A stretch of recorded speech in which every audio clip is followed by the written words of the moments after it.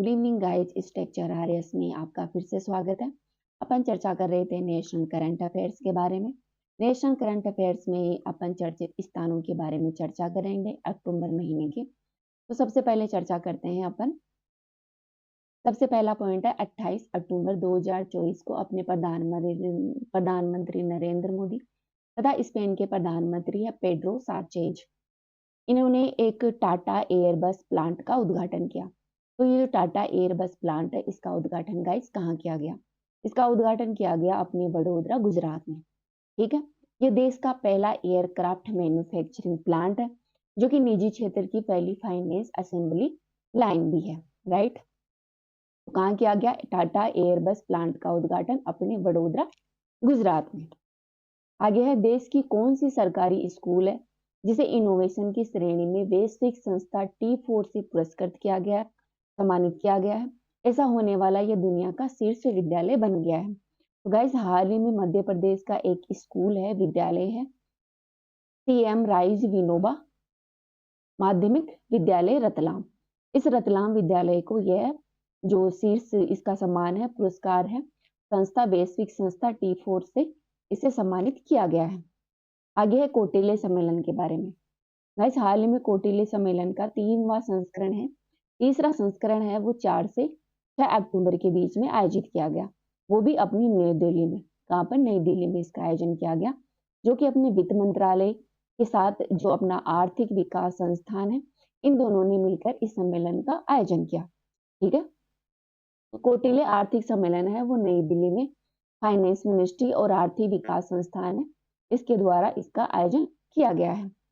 आगे है 24 अक्टूबर 2024 को केंद्रीय कैबिनेट ने स्पेस सेक्टर में स्टार्टअप को बढ़ावा देने के लिए आगामी 5 वर्षों के लिए कितनी राशि का वेंचर कैपिटल फंड बनाने का निर्णय लिया है? तो हाल ही में गवर्नमेंट ने 1000 करोड़ रुपए है, इसका एक वेंचर कैपिटल फंड बनाने का निर्णय लिया है। इसमें स्पेस सेक्टर में जो स्टार्टअप होते हैं उसको बढ़ावा देने के लिए ये जो वेंचर कैपिटल फंड होगा ये 5 वर्षों के लिए होगा। राइट, आगे है वायुसेना के 92वें स्थापना दिवस के बारे में। तो गाइस, हाल ही में अपनी जो वायुसेना है, इंडियन नेवी है, इसका 92वां स्थापना दिवस सेलिब्रेट किया गया 8 अक्टूबर को। ये सेलिब्रेशन है अपने चेन्नई में आयोजित किया गया। इसके थीम की बात करें इस साल की, तो थीम थी भारतीय वायुसेना सक्षम, सशक्त और आत्मनिर्भर। दोस्तों, इंडियन नेवी की स्थापना है वो 1932 में की गई थी अंग्रेजों के द्वारा, 8 अक्टूबर 1932 में। राइट, आगे है अपने प्रधानमंत्री PM मोदी के बारे में। दोस्तों, PM मोदी ने लगभग 23 वर्ष के लिए लोक सेवा में अपना कार्य पूरे कर चुके हैं। ये 7 अक्टूबर 2001 में जो गुजरात के केशुभाई पटेल थे, इनके स्थान पर इन्होंने गुजरात का CM चुना गया था। इसके बाद में ये गुजरात में लगभग 12.5 साल से भी अधिक समय के लिए वहां के CM रहे और वर्तमान में ये 10 साल से लगभग 10 साल हो गए इनको भारत में प्रधानमंत्री के पद पर। इस तरह ये लोक सेवा में 23 वर्ष पूरे कर चुके हैं। आगे है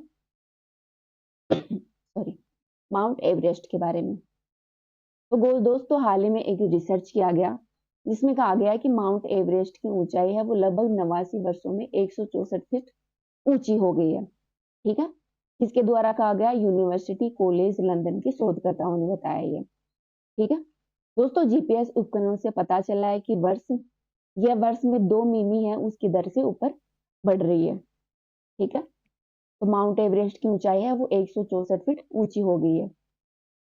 यहाँ पर चर्चा कर लेते हैं अपन माउंट एवरेस्ट के बारे में। गाइस, माउंट एवरेस्ट है वो दुनिया की सबसे ऊंची पर्वत मानी जाती है, सबसे ऊंचा पर्वत शिखर है जो कि हिमालय है, अपना हिमालय का ये पार्ट है जो कि नेपाल में। दोस्तों, नेपाल और तिब्बत है जो कि चीन का एक स्वायत्त क्षेत्र है, के बीच में स्थित यह तकरीबन 8,848 मीटर ऊंची है। ठीक है, तो माउंट एवरेस्ट की ऊंचाई कितनी है? 8,848 मीटर। हालांकि ये लगातार बढ़ती जा रही है तो इसकी ऊंचाई और भी ज्यादा हो गई है। ये अपने जो हिमालय पर्वत श्रृंखला है इसका पार्ट है और पृथ्वी का सबसे ऊंचा बिंदु माना जाता है। दोस्तों, इसकी वर्तमान ऊंचाई है वो 8,848 मीटर है, जो कि पाकिस्तान अधिकृत कश्मीर है अपना POK है में स्थित विश्व की दूसरी सबसे ऊंची चोटी है केटू पर्वत उससे लगभग 200 मीटर अधिक है, राइट।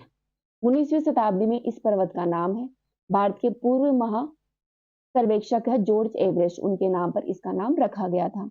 नेपाल में इसे सागरमाथा के नाम से भी जाना जाता है, ठीक है दोस्तों। तिब्बत में इसे चोमोलंगमा के नाम से अर्थात पर्वतों की रानी के नाम से भी इसे जाना जाता है, राइट।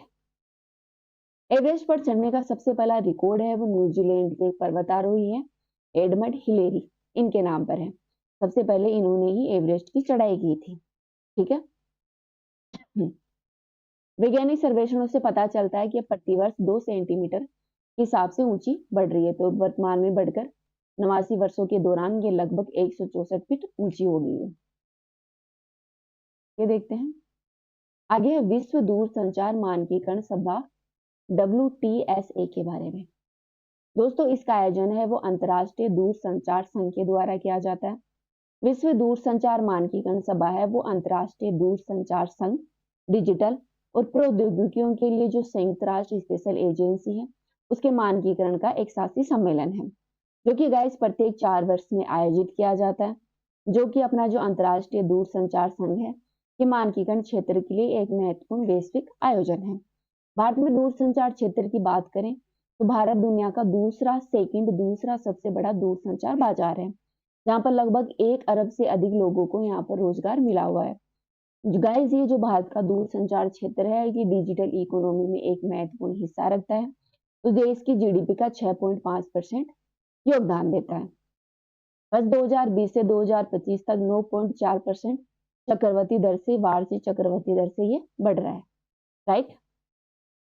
आगे है अंतर्राष्ट्रीय दूरसंचार संघ के बारे में, यहाँ पर दे रखा है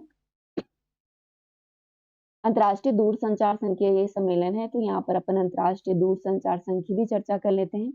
तो दोस्तों ये अपने जो यूएन है, यूएनओ की एक स्पेशलाइज्ड एजेंसी है जिसकी स्थापना 1865 में की गई थी। कब? 1865 में। इसमें टेलीग्राफ के प्रारंभ में संयुक्त राष्ट्र परिवार की यह सबसे पुरानी एक एजेंसी मानी जाती है।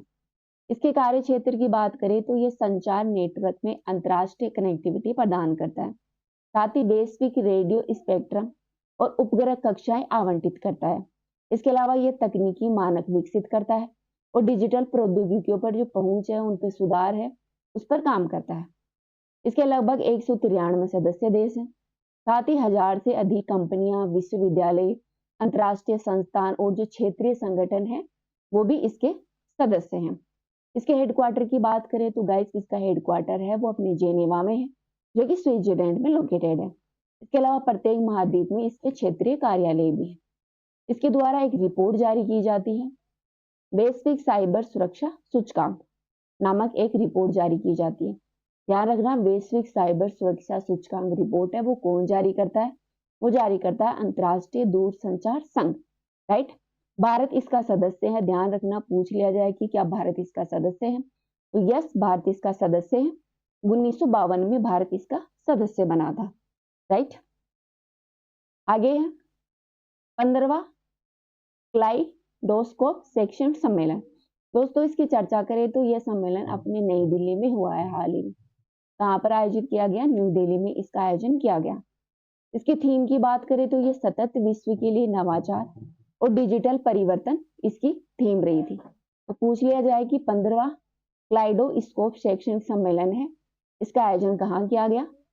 इसका आयोजन किया गया अपने न्यू दिल्ली में, राइट। तो अभी के वीडियो में गाइस इतना ही। अभी कुछ और टॉपिक छूट गए अपने नेशनल करंट अफेयर्स की जो भी योजनाएं हैं उनके बारे में चर्चा करेंगे। तो अभी के लिए इतना ही। Thank you.